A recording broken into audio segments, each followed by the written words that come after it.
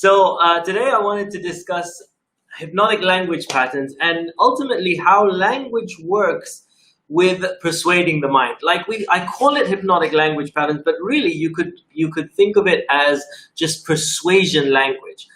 And it ultimately, why do we call it hypnotic language? I call it hypnotic language because it is based on how the mind works. And it uses principles that the mind uses in order to be effective. So first of all, if you're tuning in, we are live at 5. Please come in and say hello if you are tuning in. Today is going to be a very quick video. I just want to give you a couple of very quick tips and start off this conversation. I'm going to be talking a fair bit about hypnotic language because it's a very large subject. But today I just wanted to kick off with one example and one tip of what hypnotic language is. So today specifically I'm going to be speaking about something called presuppositions. Now, a presupposition is a very powerful language tool that you can use in order to be very effective when you speak. Now, you can get a lot across in a very short space of time when you use something called presupposition. So what is a presupposition? It's when you say a statement, and in order for the person to make sense of what you're saying, they have to presuppose that what you're saying is true. For example, let me just tell you. For example, the chair is against the wall. What are you presupposing in your mind when I say that sentence? Is that I have a chair and I have a wall. In order for you to make sense of what I'm saying, in order for you to visualize what I'm saying, you have to agree that I have a chair and that I have a wall. So in order for you to say, okay, the chair is against the wall, you naturally accept that I have a chair and that I have a wall. Otherwise the sentence wouldn't make sense. You couldn't comprehend it. So let me give you some practical examples of how this works if you were going to persuade someone, for example, right? Because I gave you a very simple example and you're like, yeah, of course, that makes, what's the big deal with that? But I've given you a very basic one and now we're going to build on it, right? So here's what I mean. But first of all, let me just tune in and see if anyone is on. Okay, cool. All right, so let me just say, so for example, if I said the phrase, one of the things that you are going to love about driving this car is XYZ, right? If I'm like, imagine I'm a car salesman and I say, one of the things that you're going to love about driving this car is that da da da da da da, right?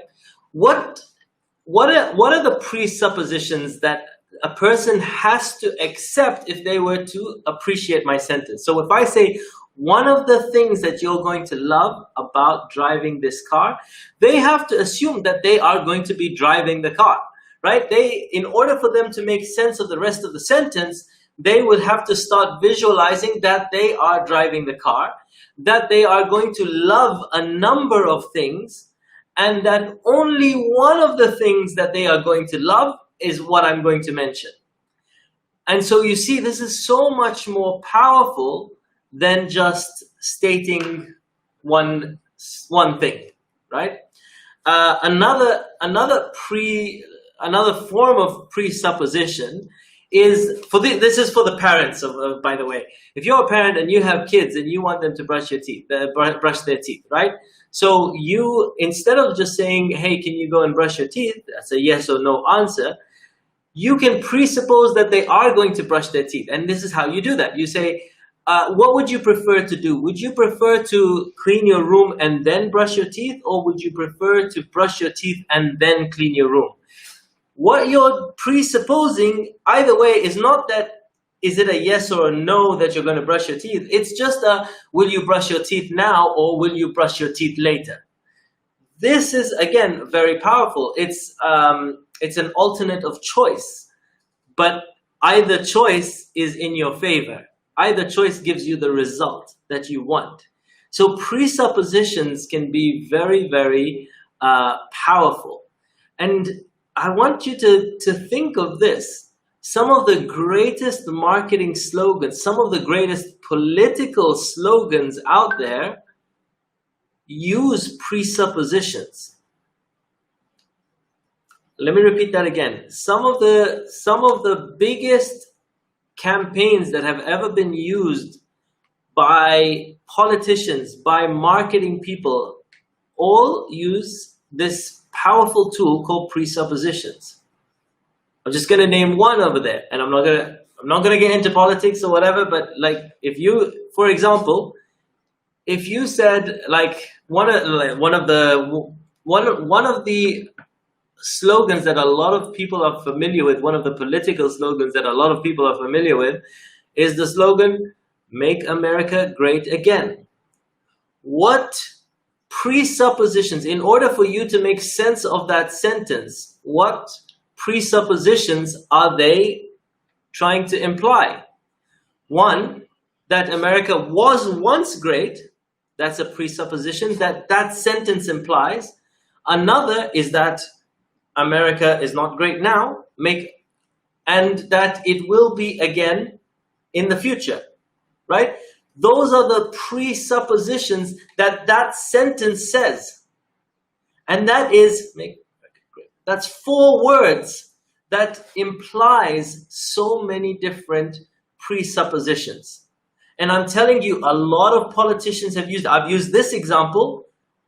You might like it, you might hate it. I'm not here to judge. I'm just saying that a lot of political statements, a lot of marketing statements, they use presuppositions because they're so powerful. Because in order for you to make sense of a sentence, you have to make a lot of assumptions in the background. So hypnotic language is one main aspect of hypnotic language is understanding presuppositions and starting to create presuppositions within somebody. So that's it for this video. I hope you found this useful. Thank you guys for tuning in. It's a very quick video today. I just wanted to come in and talk about this. Lots of love to you, and I will catch you on another video very soon. Thanks for tuning in. And if you have not, please do subscribe on YouTube. And this was another episode of Unconscious Communication Secrets with me, Munir. Lots of love, peace out, and I'll catch you on another video very soon. Bye.